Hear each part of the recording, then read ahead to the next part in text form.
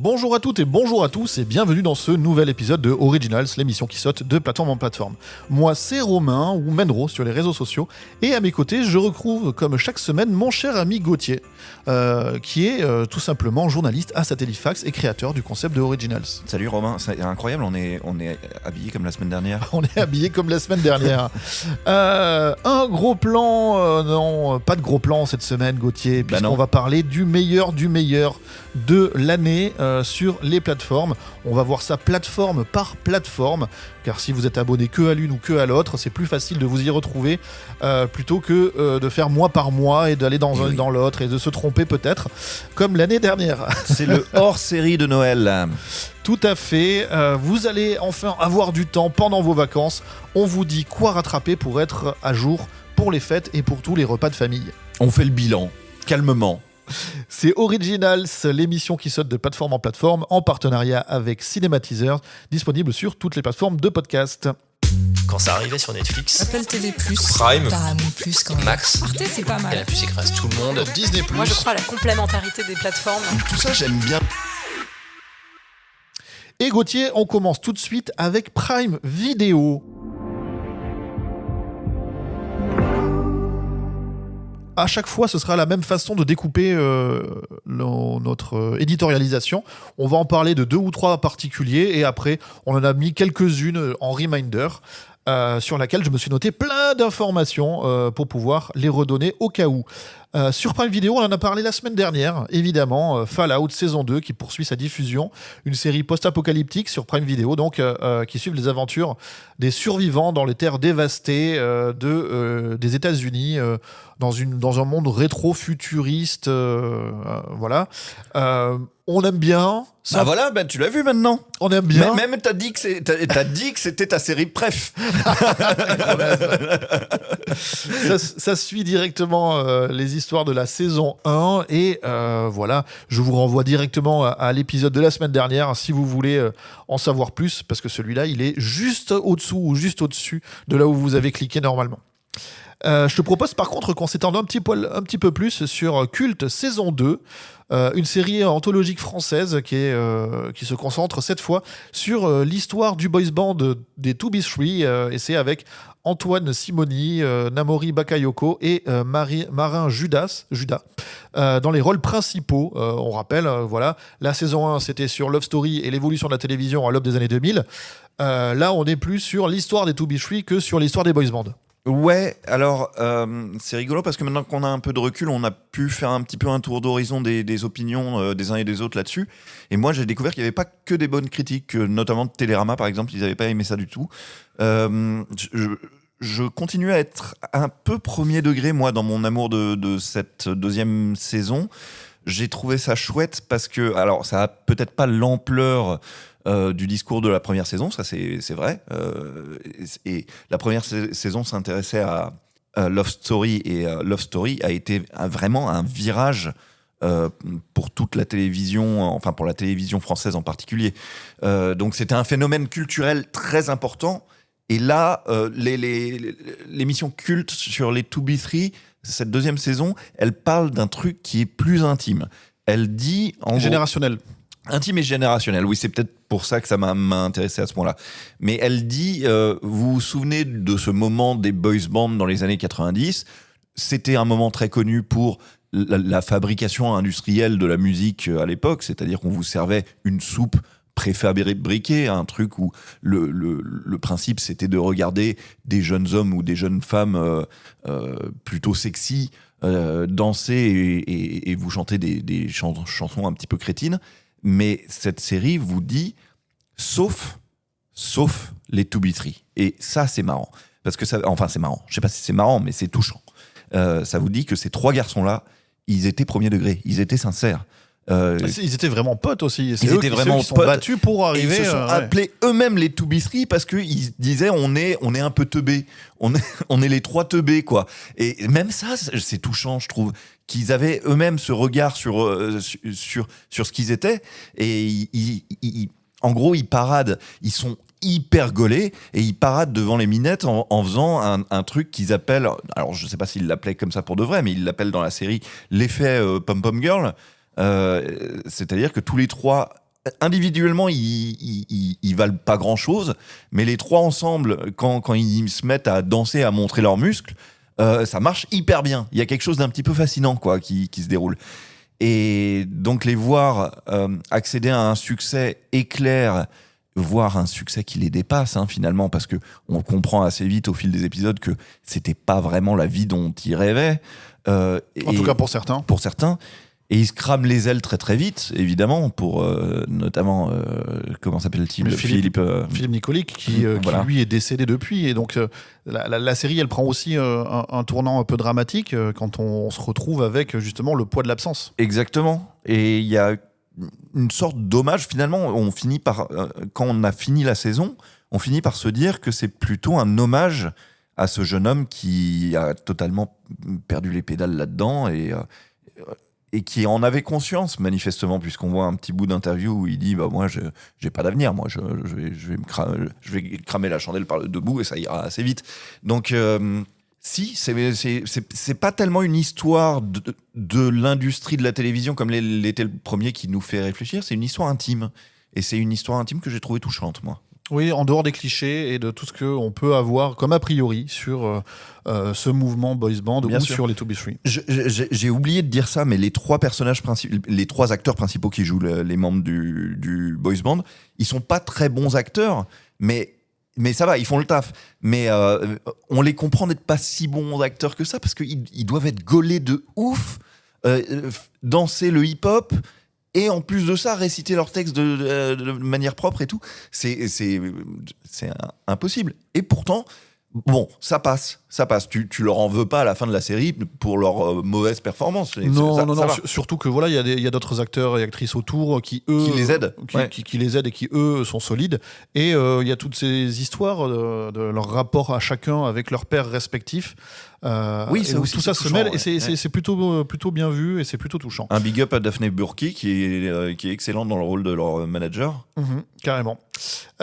Sinon, on reste sur Prime avec un film qui s'appelle The Order. C'est un polar, un thriller, réalisé par Justin Kurzel, porté par Jude Law et Nicolas Hoult, entre autres. Voilà. Jude Law et sa moustache. Jude Law et sa moustache, tout à fait.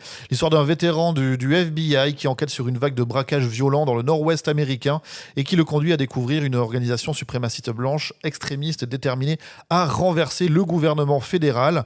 Ça fait partie des films qui sont sortis, je crois, au cinéma en dehors de la France, en tout cas aux États-Unis. Peut-être, oui. Tu as peut-être bien raison, effectivement. En tout cas, moi, ça fait partie des films que j'ai vraiment aimés cette année sur les plateformes.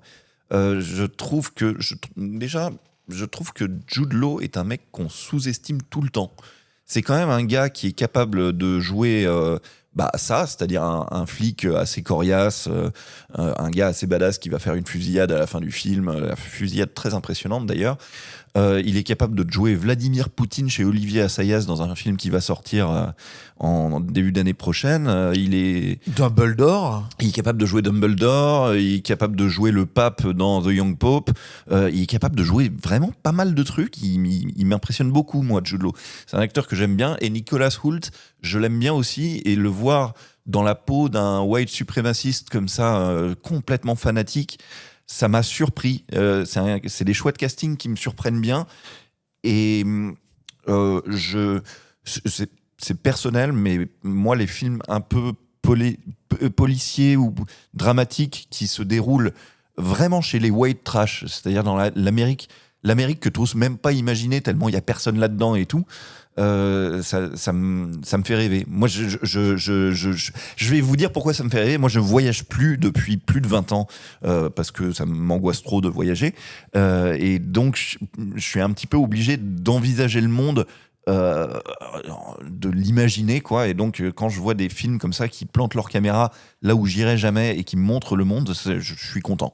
On avait aussi, plus rapidement, Escort Boy, il y avait la saison 2. Pourquoi on en reparle ? Parce que tu avais pu interviewer et faire l'interview originale à Ruben Alves, qui était le réal de la série.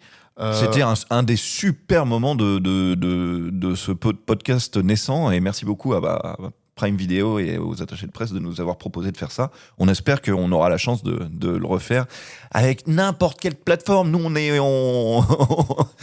on fait pas de favoritisme. Qu'est-ce qu'il y en avait aussi sur Prime? Éventuellement, vous pouvez rattraper si vous aimez bien le polar, le thriller avec la castagne. Vous avez Reacher, saison 3, évidemment, avec Alan Ritchson, notamment. Vous avez Gen V, le spin-off de The Boys, parce que The Boys, la saison 4 arrive, ou saison 5, enfin la nouvelle saison arrive l'année prochaine. Ce sera le grand final. Et ce Gen V, qui était un spin-off au début, c'est une série qui, je pense, permet de ne pas être perdu quand on va avoir The Boys qui revient, parce que les personnages de Gen V vont intégrer The Boys maintenant. Donc voilà, donc ça parle de quoi? Ça parle de la nouvelle génération, des ados qui sont à l'université et qui se découvrent des pouvoirs, avec toujours ce discours très très marqué, anti-super-héros et anti-impérialisme américain. Oui, alors bon, j'ai pas d'opinion dessus puisque je n'ai jamais regardé un épisode de The Boys, mais tu me connais, moi, les films de super-héros, pour se moquer des films de super-héros, ça me donne envie de péter des gueules, moi. Mais bon.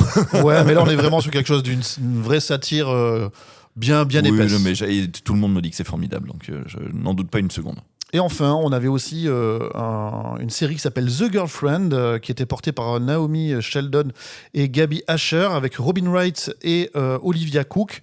6 épisodes autour de une riche héritière qui se retrouve avec la fiancée de son fils dans les bras et qui se dit « Ah là là !» Et si elle était là, plus qu'intéressée par l'héritage familial que le véritable amour avec mon fils, et donc une lutte de faux semblants entre les deux qui a fait un petit peu parler en cours d'année. Je te propose d'enchaîner tout de suite avec Paramount+. Allez, go sur Paramount+. Et sur Paramount+, on parle de quoi? On parle de Yellow Jacket saison 3. Notre marotte, j'adore.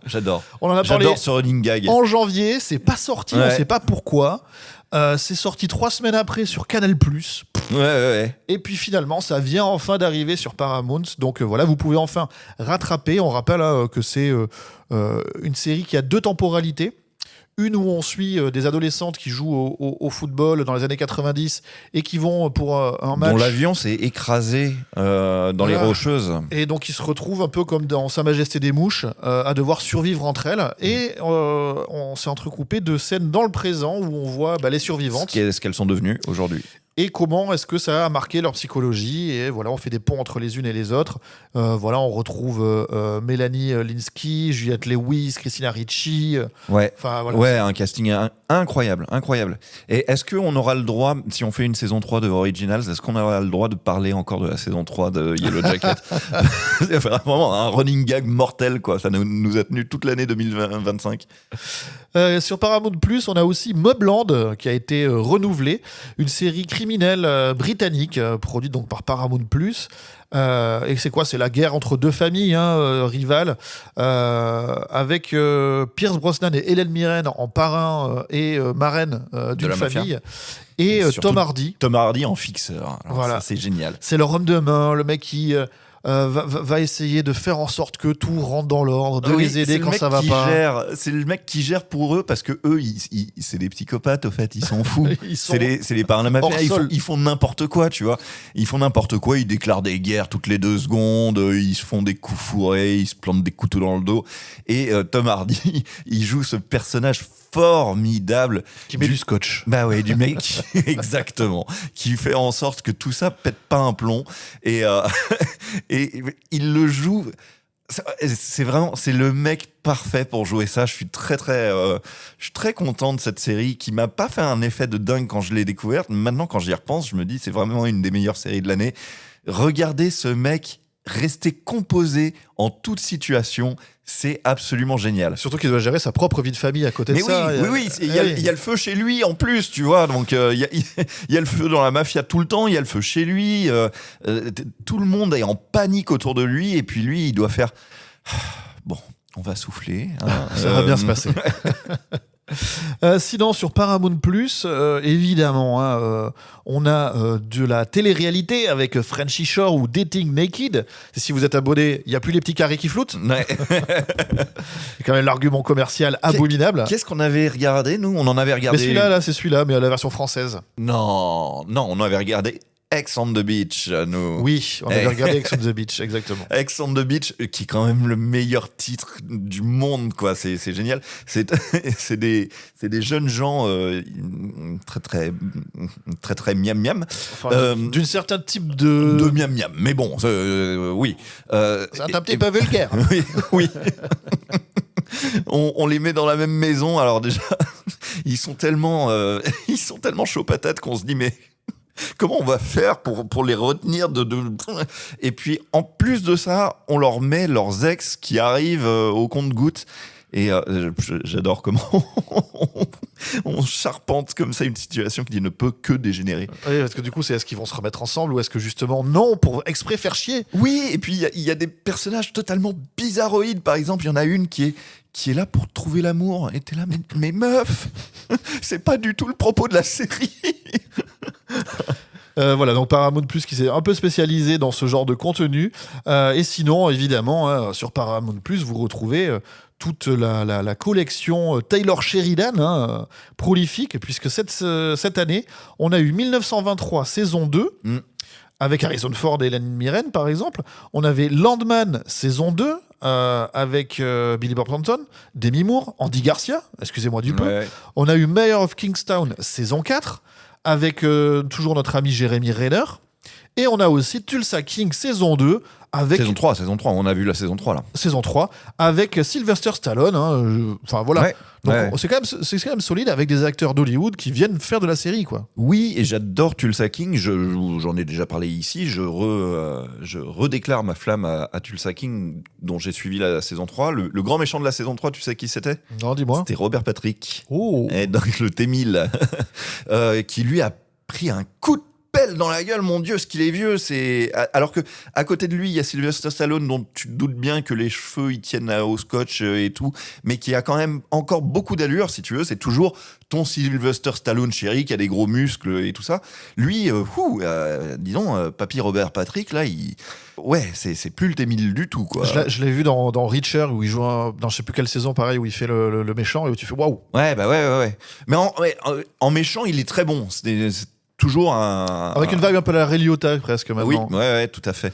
Et Tulsa King, moi j'aime bien Tulsa King parce que le pitch, c'est donc Sylvester Stallone qui était en prison pendant 25 ans parce qu'il est tombé, c'est un mec de la mafia de New York qui est tombé pour un truc on sait plus trop quoi, mais qui a fermé sa gueule, et donc il a pris 25 ans de prison, et quand il sort, il se dit ma famille, ils vont être trop sympas avec moi vu que j'ai bien fermé ma gueule, ils vont me faire général ou je sais pas trop quoi, et que dalle, ils lui disent tu vas aller à Tulsa, c'est le trou du cul de l'Amérique, c'est vraiment si tu traces, tu prends un plan de l'Amérique, tu traces une horizontale et une verticale, c'est en plein milieu, c'est là. Et lui, il arrive à Tulsa un peu résigné, et au fait, il va devenir le super caïd de la pègre locale en commençant à fixer sa mafia sur le trafic de cannabis. Et déjà, Sylvester Stallone, il a ce truc, c'est que il est aimable. Et donc, il pourra jamais te jouer un parrain de la mafia qui enterre un mec vivant dans du goudron, si tu veux, quoi.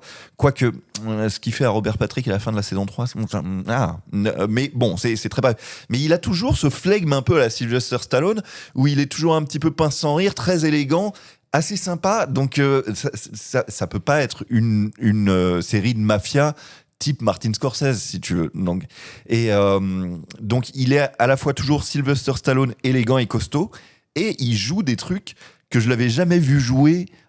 Par exemple, vu qu'il a une mafia de cannabis, des fois il est au fond d'une voiture, il est complètement défoncé, et donc c'est Sylvester Stallone défoncé, si tu veux. C'est très marrant comme proposition, quoi. Donc voilà, c'est une série de mafia où en gros t'es pour les mafieux et t'espères que ça va bien finir pour Sylvester Stallone, mais ça te le présente comme ok, c'est la mafia, mais eux, c'est la mafia plus sympa que la mafia d'à côté. Donc on espère que c'est eux qui vont gagner, si tu veux. C'est toujours par comparaison avec les autres mafias, ça serait mieux que ce soit eux que les autres, tu vois. C'est l'angle Son of Anarchy. Oui, c'est ça, c'est ça. On passe tout de suite à HBO Max, qui a changé de nom 4 fois, qui sera peut-être absorbé l'année prochaine par Netflix ou Paramount. Qui redeviendra Max. Ouais. Et ensuite Max Plus. Et ensuite HBO Max Plus. Mais ça n'empêche pas que c'est une plateforme solide qui propose des contenus de qualité. Ah oui, et on l'adore. cette année, notamment, une des séries les plus nommées au Golden Globe, The Pitt, une série dramatique médicale américaine. Qui n'est pas une série sur Brad Pitt. Qui n'est pas non, effectivement. The Pitt. Avec Noah Wyle voilà Noah Wyle qu'on avait vu jeune interne dans Urgence, qui là est le grand Manitou des urgences de Pittsburgh. The Pitt, c'est ça, hein, c'est à la fois un jeu de mots sur c'est l'hôpital de Pittsburgh, et c'est aussi la fosse où Ouais. tout se passe. Voilà une série qui est plus ou moins en temps réel, je crois. Ouais, c'est-à-dire que c'est un peu le C'est 24 heures chrono au pays de l'hôpital, Voilà, quoi. exactement. C'est le procédé de 24 heures chrono, 1 heure un épisode, et il y a je sais plus combien d'épisodes, parce que ça fait un shift, ce qu'on appelle un shift, c'est-à-dire un tour, comment on appelle ça en France, un tour de garde, quoi. Oui, appelons ça comme ça. Et donc voilà, c'est une des séries les plus récompensées. Le trailer de la saison 2 est sorti cette semaine. Donc voilà, c'est une affaire qui roule, qui devrait être très récompensée donc, en début d'année prochaine. En quelques mots, je vais essayer de vous dire la grande qualité de The Pitt, c'est que c'est une série médicale, donc ça a tout, un petit peu tous les clichés de la série médicale sont là, hein. Mais moins le romantisme peut-être. Et voilà, c'est-à-dire qu'on n'est pas chez Doctor House où à chaque épisode, t'as encore une maladie complètement chépère qui débarque et personne n'arrive à la détecter sauf Doctor House parce que lui, on la lui fait pas. C'est pas du tout ça, c'est pas un truc sensationnaliste. C'est beaucoup plus les urgences telles qu'elles existent un petit peu pour de vrai aux États-Unis, avec des docteurs qui n'en peuvent plus, qui voient des trucs arriver sous leur nez tellement souvent qu'ils sont ils sont border suicidaires, quoi. Et qui se disent bon bah n'empêche demain j'y retourne quand même. Et il y a des choses qui leur arrivent pendant ce tour de garde qui sont des choses un petit peu pragmatiques. Par exemple, à un moment il y a il y a un mass shooting, il y a une tuerie de masse, voilà, qui arrive dans un événement pas loin de ces urgences. Du coup, bah, l'heure d'après, on leur amène 50 personnes qu'il faut traiter en même temps, et donc ça devient n'importe quoi, Oui. et tout le monde est sur le pont, et tout ça, quoi. Parce qu'il y a aussi un regard social sur l'état de la médecine et du milieu de la santé aux États-Unis. Tout à fait, ouais. Un peu comme Hippocrate fait chez nous, notamment avec une saison dédiée au Covid, à la pandémie, etc. etc. Exactement. Donc c'est la série médicale avec ces clichés. Par exemple, tout le corps médical, ils ont tous un stéthoscope autour du cou. Peu importe ce qui se passe, ils ont toujours un stéthoscope autour du cou. Donc c'est des petits clichés c'est des codes, hein. Mais ce qui vient casser un petit peu les codes, c'est qu'on s'occupe beaucoup moins de savoir de qui sort avec qui, et qui a une crise d'amour, et qui est un pleutre ou je sais pas trop quoi. On est beaucoup plus sur bon les gars, on ferme notre gueule, il y a des urgences à traiter, quoi. Ouais, Voilà. et fais-moi ce point de suture. Et voilà. Qu'est-ce qu'on a d'autre ? On a Bienvenue à Derry, une série oui. d'horreur, évidemment, une Qui vient de se extension terminer, hein. ouais, de Hit, ou ça chapitre 2, créé par Andrés Muschietti. Qui est au fait un préquel à tout ça. Exactement, parce que l'histoire de ce clown tueur dans le présent, c'était les deux films. Mhm. Enfin, les films, c'était les années 80, et le 2, c'est quand ils sont adultes. Voilà. Aujourd'hui, quoi. Aujourd'hui. Là, on est dans une préquelle, donc ça se passe dans les années 50-60, on va dire. Ouais, à la frontière entre les années 50 et les années 60. Et dans cette série, il y a des flashbacks. Donc il y a des flashbacks qui parfois nous emmènent dans les années 30, voire dans les années 10, il me semble. Exactement. 1910, hein, quand je parle des années 10, c'est pas 2010. Et je vais rebondir là-dessus, puisque HBO a communiqué cette semaine en disant que c'était un acte en 3 temps, et qu'on aurait donc une saison 2 basée, elle, sur les années 30, et une saison 3 basée sur les années 10. Eh ben, c'est très cool, ça veut dire que ça marche bien, je les félicite. En revanche, moi, perso, il y a un truc qui me déroute un petit peu, c'est que je me dis, mais attends, si le clown, il apparaît si souvent, vous vous êtes pas concerté pour échapper au clown? Justement, c'est ce que Personne ne laisse des traces écrites du clown, personne ne se passe le mot. c'est ce que raconte exactement cette série. Alors c'est une série, attention, ça doit être les fêtes de fin d'année. Regardez pas ça devant les enfants. Devant non les enfants, Ouais. c'est particulièrement gore. Oh, c'est dégueu, c'est Et- dégueu de chez Et dégueu. Hein. c'est dès le début. Ouais. Et c'est dégueu, mais pas que. Il y a du sang partout. C'est dégueu psychologiquement. Ouais, aussi. ouais, c'est vraiment bien dégueu. Hein. Beaucoup plus que les films. Ouais. Et j'avais pas vu du dégueu aussi dégueu depuis longtemps. Alors attention, il y a aussi de l'horreur nulle avec des images de synthèse un peu ratées. Oui, il y a des moments d'épouvante assez ratés, effectivement. Souvent à cause des images de synthèse, comme tu l'as très bien dit. Et il y a aussi des jumpscares de naze que j'aime pas du tout. Les jumpscares de naze, je redis ce que c'est que en gros, on vous fait sursauter, mais c'est un procédé qui vous arnaque parce que c'est un procédé qui se fait avec le son, exclusivement le son. Tu sais, comme parfois, t'es là, il se passe rien, et là, il y a un coup de tonnerre. Mais ça fait sursauter le coup de tonnerre, mais c'est le son qui te fait sursauter, c'est Oui, pas ouais. l'éclair en lui-même. C'est Une pancarte qui tombe, un truc. Voilà, Ouais. c'est le bruit, et ça, je n'aime pas. Mais sinon, c'est vrai que le gore, le crasse-pouille, quand il est bien réussi dans cette série, il est bien réussi. Ouais, il y a des Vache. moments vraiment chocs. Qu'est-ce qu'on a d'autre? On a The Last of Us saison 2. Alors pareil, là, pas à mettre devant tout le monde. La suite donc de la série dramatique post-apocalyptique, évidemment qui a eu tous les succès. C'est tiré d'un jeu vidéo, mais c'est quand même bien fait. Même si on n'est pas fan de jeux vidéo, on peut tout à fait regarder ça. Absolument. C'est d'abord et avant tout une histoire humaine. La saison 1 qui adaptait le premier jeu vidéo, là c'est le début de l'adaptation du deuxième jeu, qui est très long. Ouais, le deuxième jeu, il est long comme 2 fois le premier jeu. Hein, À en peu gros. près, ouais. Et nous, comme on a joué aux jeux vidéo, on se souvenait que dans le deuxième jeu vidéo, effectivement, à un moment, il y a un switch narratif. Et donc, ce qu'ils ont fait, c'est très logique, hein, j'aurais pas fait mieux. Ce qu'ils ont fait, c'est qu'ils ont basé cette saison 2 sur la première moitié du deuxième jeu vidéo, avant qu'il y ait le switch narratif. Et la fin de la saison 2, c'est le moment où il y a ce switch narratif. En gros, on passe du regard d'un personnage principal à un autre personnage principal. Et voilà. Et à la fin, tout se rencontrera. C'est la promesse. Qu'est-ce qu'on a Ce qui est dommage, c'est que nous, on sait, en fait, Ouais. on Non, mais a peu de surprises. La hein, maintenant. série est très bien. Il y a beaucoup de gens qui ne connaissaient pas The Last of Us qui trouvent ça hyper bien. Moi, je fais partie de ceux qui persistent à avoir eu plus de sentiments dans les séquences cinématiques des jeux vidéo, bizarrement. Ouais. Parce que je trouve que la mise en scène m'a beaucoup plus parlé, m'a beaucoup plus emporté. C'est l'un des rares jeux, moi, qui m'a fait couler des larmes, quand même. Ouais, je suis assez d'accord avec toi, mais je sais pas à quoi ça tient. Pour être sincère, je sais pas si c'est parce que je faisais l'expérience de cette narration pour la première fois dans le jeu vidéo, ou si c'est parce que c'est ce que tu disais, mieux mis en scène. Le fait d'être aussi acteur de la plupart des Oui, actions. le jeu vidéo a ça d'immersif aussi. Et la durée de jeu, je sais pas. En tout cas, ça reste un produit solide qui est particulièrement récompensé, en tout cas sur la saison 1. La 2 un peu Et puis moins. oui, l'adaptation en série est quand même très efficace. Oui, c'est le créateur du jeu plus le mec qui avait fait Tchernobyl. Oui, ouais. Donc c'est costaud. Sinon sur HBO Max, vous aviez aussi Task saison 1 dont on avait parlé ici. Duster.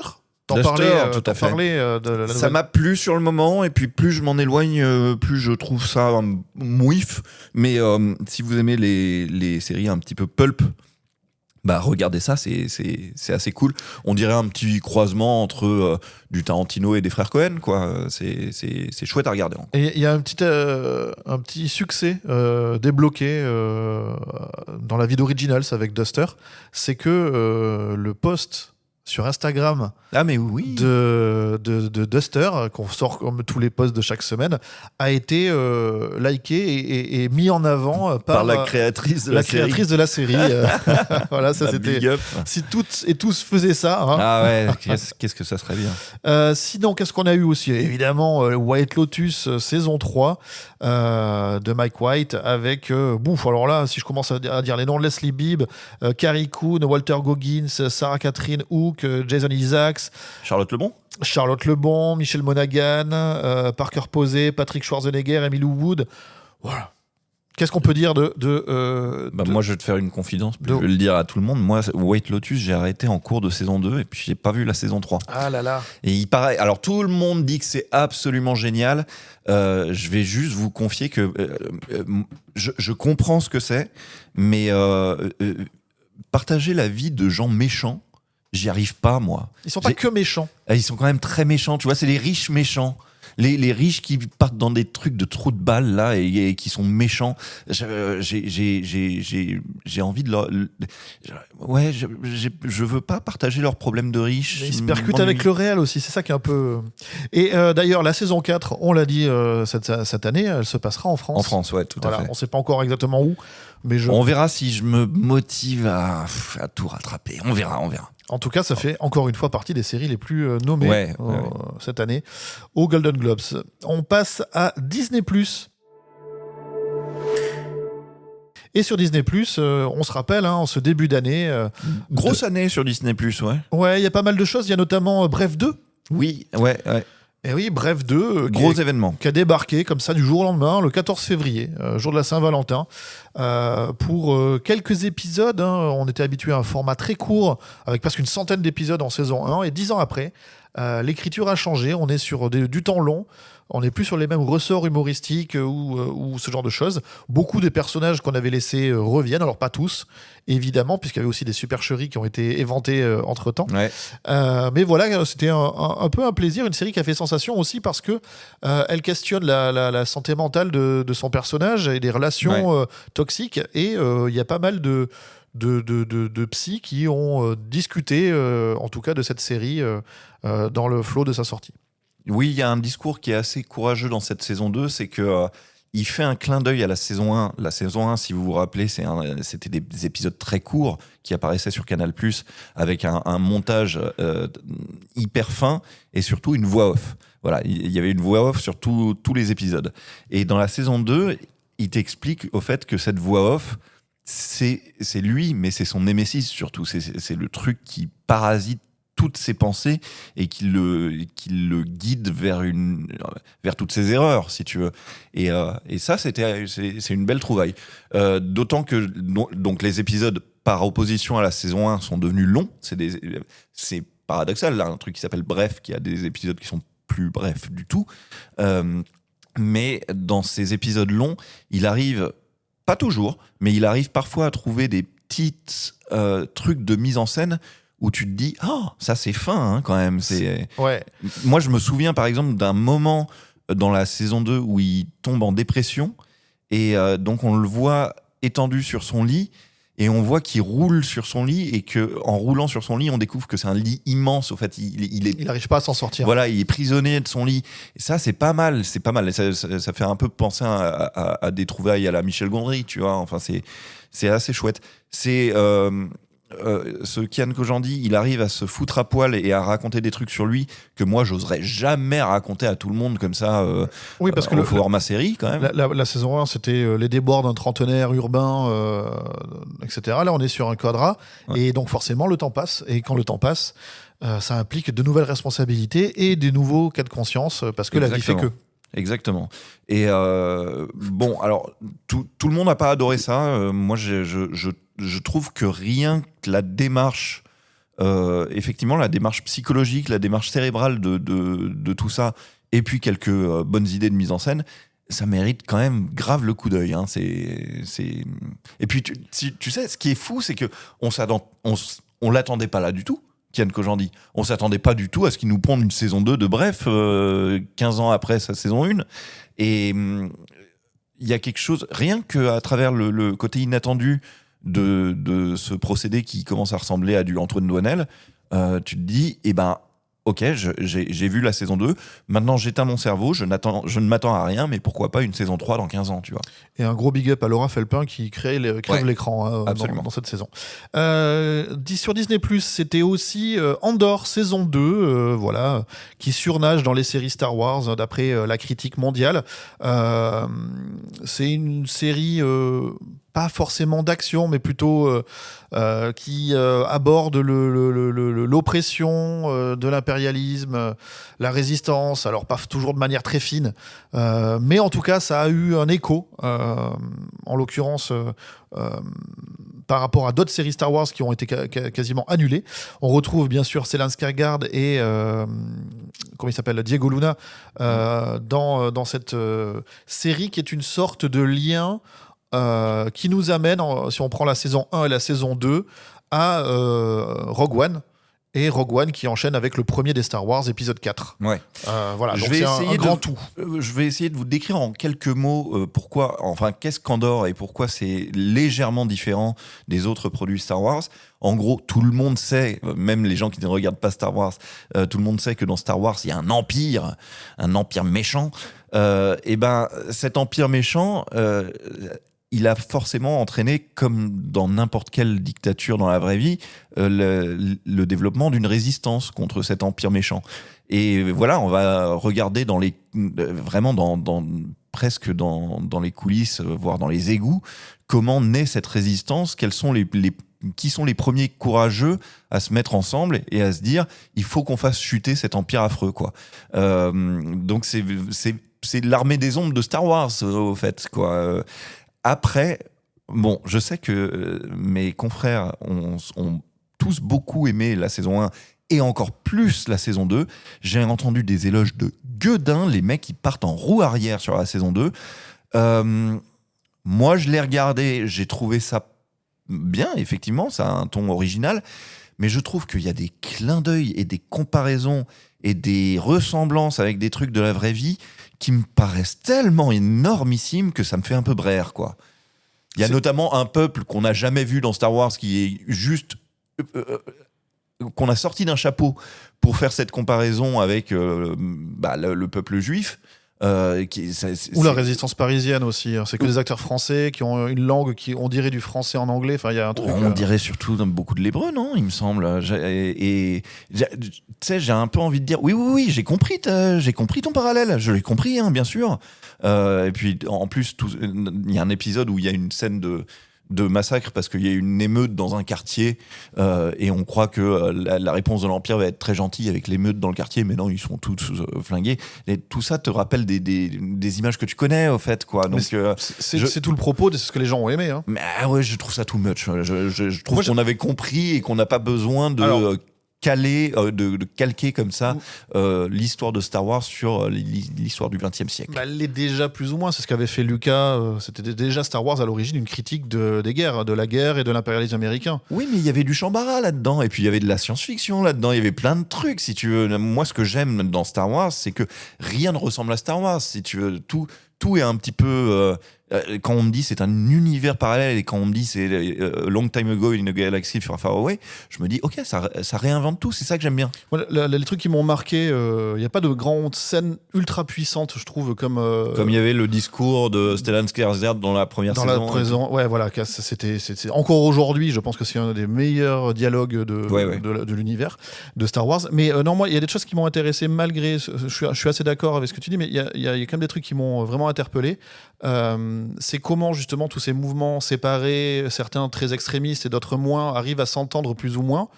Il y a sur la scène du massacre dont tu parles, sur cet épisode-là, il y a un truc qui est quand même assez déterminant et très moderne, c'est de voir à quel point un empire et une force autoritaire arrivent à forcer une émeute pour pouvoir la réprimander. Oui, parce que c'est eux-mêmes qui ont fabriqué ce truc-là. Ouais. Et ça, c'est quand même assez flippant, surtout quand on voit le monde dans lequel on est en train d'évoluer de nos jours.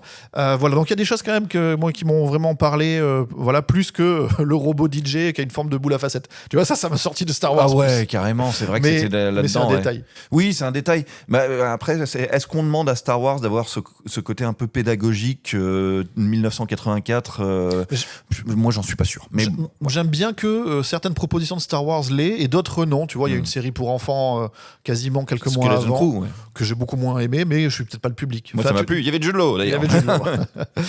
Sinon, sur Disney+, on avait aussi Alien Earth, dont on a parlé en compagnie de TPK. Rappelez-vous, c'était il y a quelques semaines. Alors voilà, c'est du Alien, mais sur Terre, mais toujours dans des couloirs. Ouais. Je vais pas refaire tout le. Il y a une émission très intéressante là-dessus. Allez l'écouter.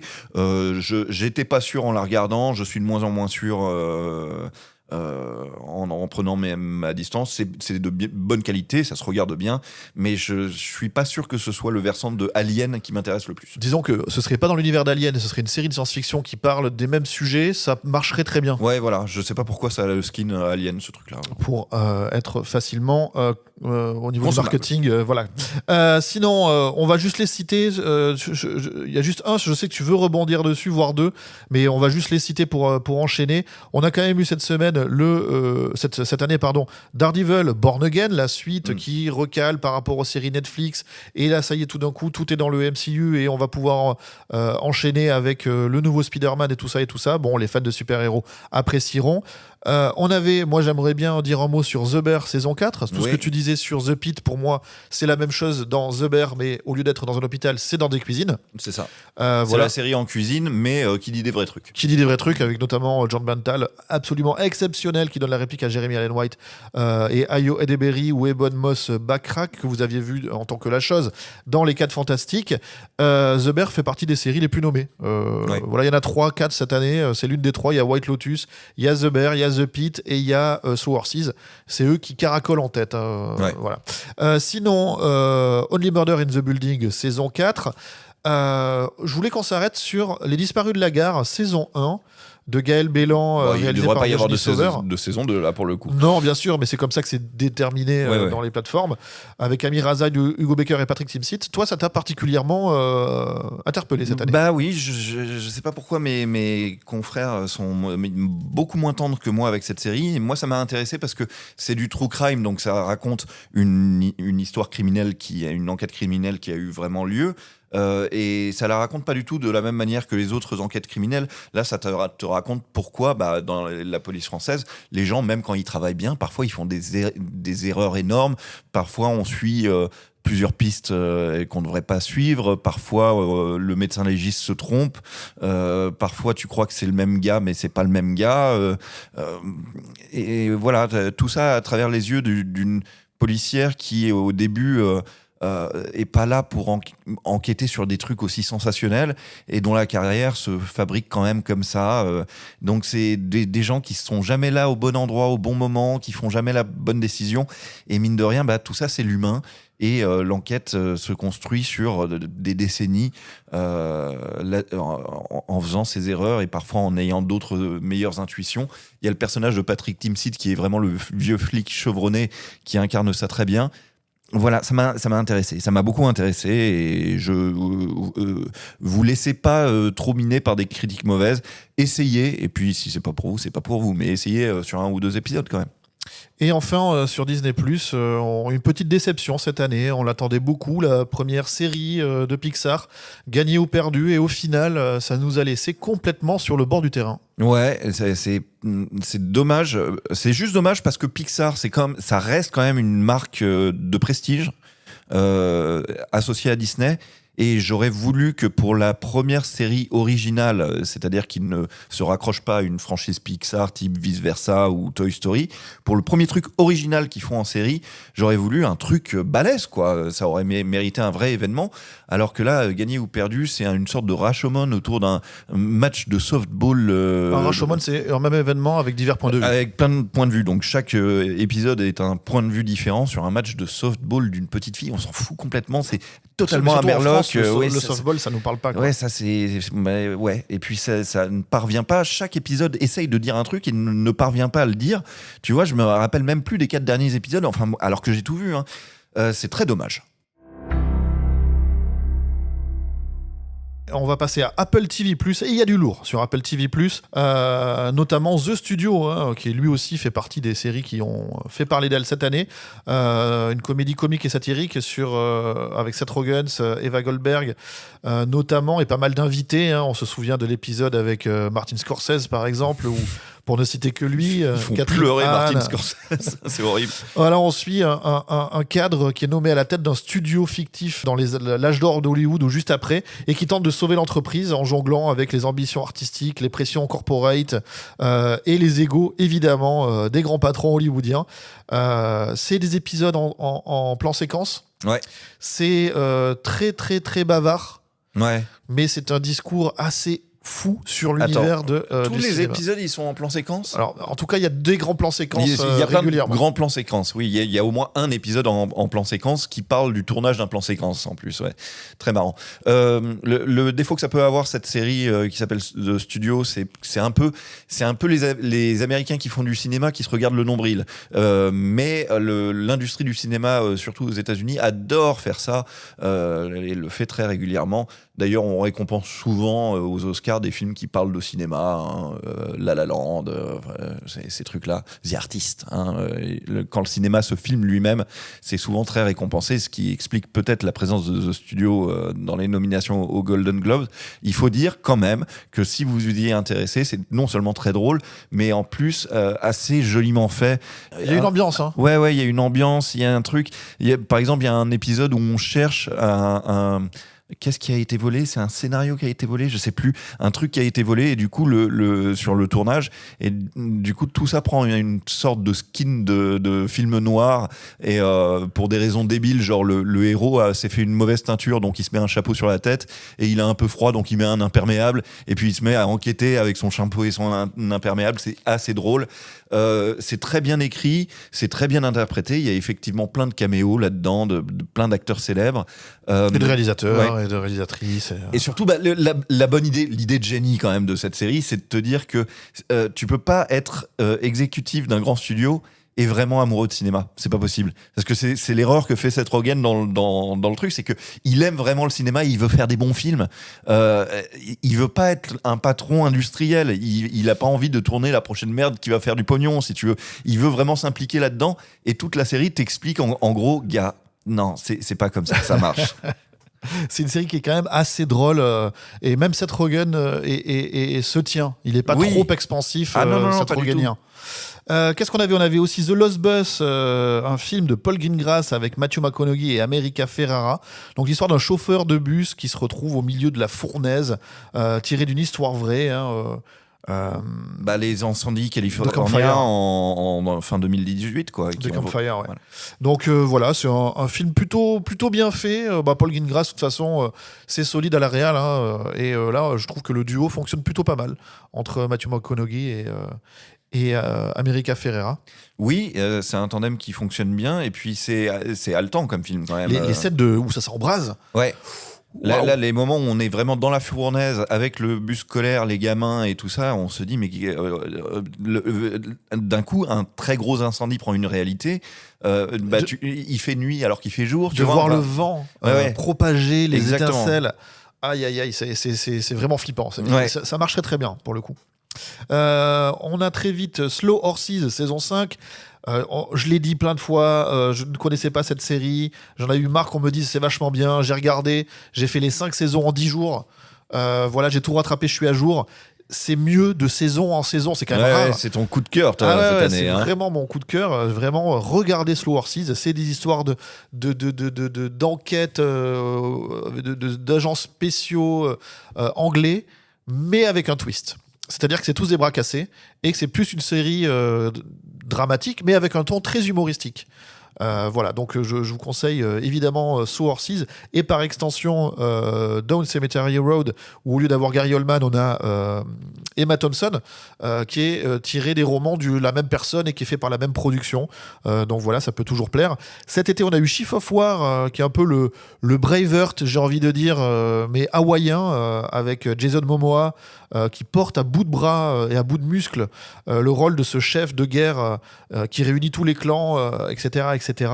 On a eu Severance et Pluribus, 2 séries complètement à concept. Ouais. L'une qui a été donc portée au nu, hein, on le sait, Severance, ça fait partie des séries les plus primées.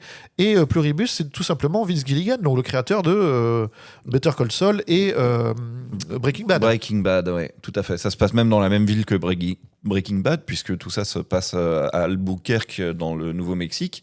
Et donc, on va imaginer que l'intégralité de la population mondiale n'est devenue plus qu'une seule entité qui sait tout, qui partage toute sa connaissance, et Sauf quelques survivants. sauf une poignée de survivants, une poignée de gens qui sont restés eux-mêmes et qui se démènent avec cette nouvelle situation.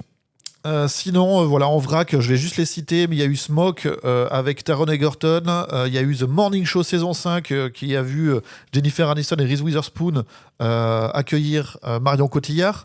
On a vu aussi Marion Cotillard. On a eu aussi la suite de Fondation, voilà, de David S. Goyer, avec toujours Jared Harris et Lee Peace. 10 épisodes, voilà, la grande fresque de science-fiction Foundation. Voilà, donc une grosse année sur Apple TV. Et enfin, on va achever ce tour d'horizon par Netflix. Toudoum. Je le fais bien, non? Tu sais, tu le fais vachement bien, On parle bien sûr d'adolescence. Ah bah oui. Adolescence, 4 épisodes, mais alors 4 épisodes haletants, encore une fois tournés en plan séquence, en temps réel, sur ce drame britannique.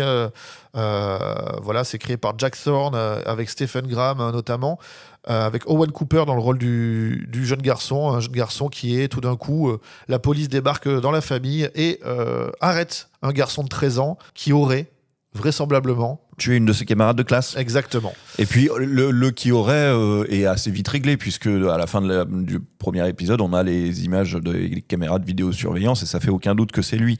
C'est un phénomène. Ça fait aucun doute que c'est lui, et en même temps, lui-même n'arrive pas à accepter que c'est lui.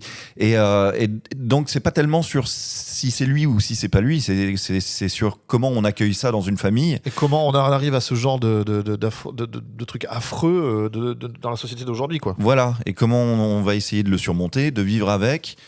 Comment se font les incompréhensions entre générations, et ce qui fait que on a un angle mort énorme sur nos enfants, au fait, et on les comprend pas, on connaît pas leur code, et donc il y a des choses qui nous échappent. C'est beau parce que il y a eu un fait divers très très marquant dans les années 90, au début des années 90 en Grande-Bretagne, où 2 jeunes adolescents comme ça ont pris pas un nouveau-né, mais un enfant qui avait 1 an et demi, et ils l'ont lapidé à mort. Et donc, c'est des événements où tu vois, c'est au-delà de ta comprenette. Il y a eu un film avec Andrew Garfield qui s'est inspiré de ça, qui s'appelait Boy A d'ailleurs, et qui analysait comment on se remet de ça, et si on peut se remettre de ça. Donc la société anglaise est souvent confrontée, enfin souvent, non, je sais pas, elle a été confrontée à des cas de figure comme ça. Et adolescence, ça va parler, donc les 4 épisodes vont parler, le premier du point de vue de ce jeune homme qui ne comprend pas pourquoi la police arrive, et en même temps qui ne peut pas ne pas comprendre pourquoi la police arrive. Et le deuxième épisode, c'est le point de vue de la police qui enquête dans l'école. Et donc on découvre qu'il y a des enfants qui réagissent bizarrement par rapport à cet événement. Le 3e épisode, c'est la psychologue qui va venir en prison parler à ce jeune homme, et il y a une scène c'est une séance de psy qui est glaçante, hein, vraiment. On découvre que ce jeune homme, il n'est pas tout seul dans sa tête, hein, il est plusieurs. Et le dernier épisode, c'est 1 an après les événements, comment la famille essaye de se reconstruire. Et ça dit des choses très vraies, très belles, et ça parle de tout le monde. Voilà. Pour moi, c'est l'événement de cette année, c'est le truc que tout le monde doit regarder à tous les âges. On en apprend tous sur nous-mêmes en regardant ça.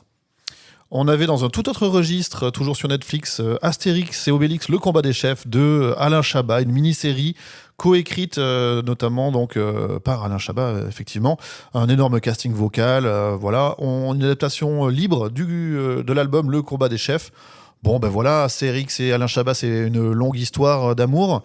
On avait eu Mission Cléopâtre il y a une vingtaine d'années, énorme succès du cinéma français.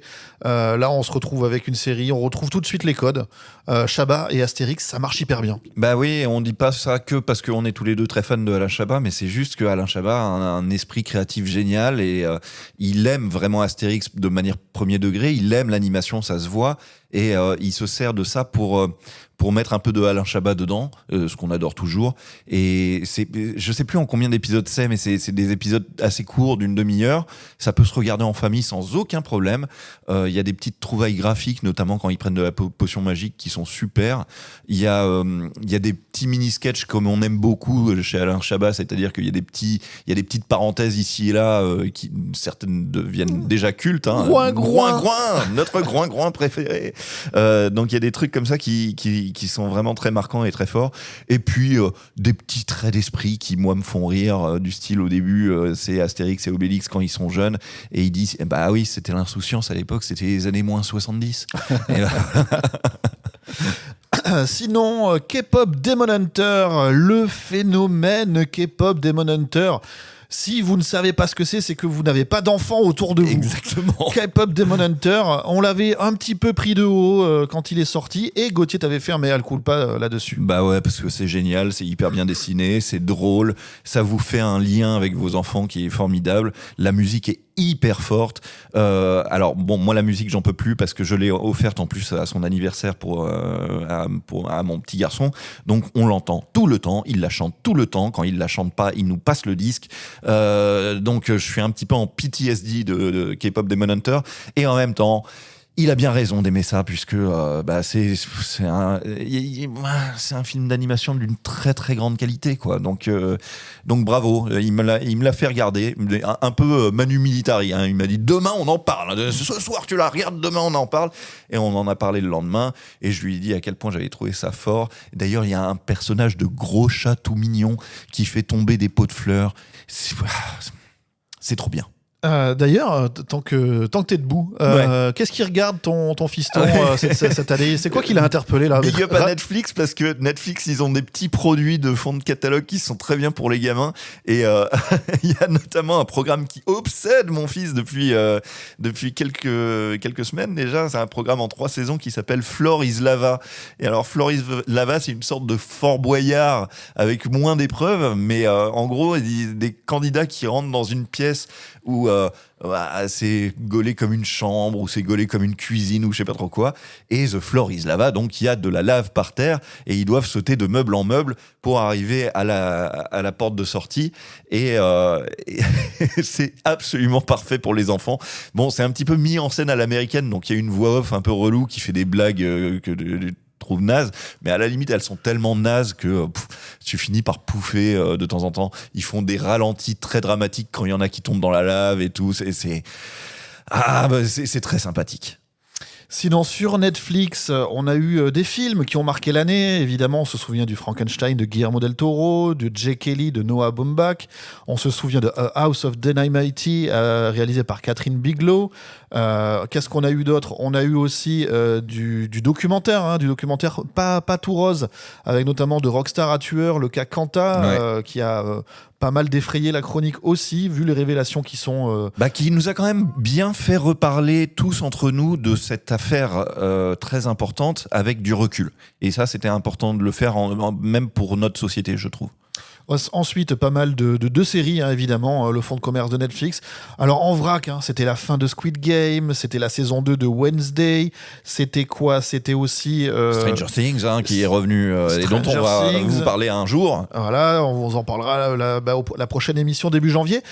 C'était aussi Nobody Wants This, saison 2, c'était aussi la fin de You, la saison 5 de Emily in Paris, la saison 7 de Black Mirror, que moi j'ai trouvé vraiment réussi, la saison 4 de The Witcher, que j'ai trouvé beaucoup moins bien réussi, ou Robert De Niro dans une série avec Zero Day. Zero Day, ouais.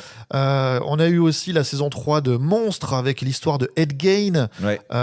particulièrement glauque et malaisante. Ouais.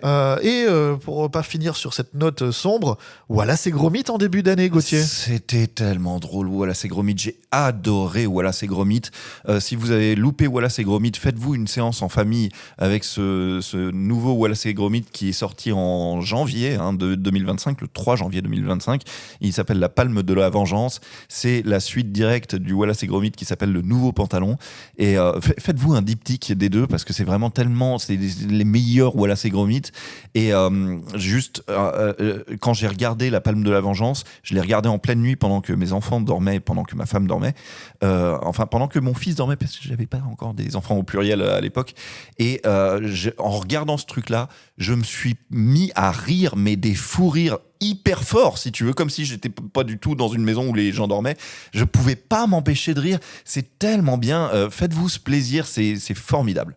Et on a parlé de télé-réalité tout à l'heure avec Paramount, mais figure-toi que sur Netflix, il y a eu aussi son petit lot, avec notamment la version française de Love is Blind, qui était co-animée par Terry Riner et sa femme. Ouais, et dans le documentaire, il y avait aussi le Tour de France qui a fait une dernière saison qui était pas mal, mais sans climax, très étrange.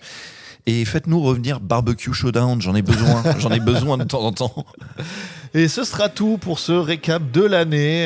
Et c'est là-dessus qu'on va se séparer pour cette année 2025. C'était donc Original, saison 2, épisode 17. On remercie toujours notre partenaire Cinématiseur. Oui, merci. Et toujours Andou au montage. Merci Andou aussi, ouais.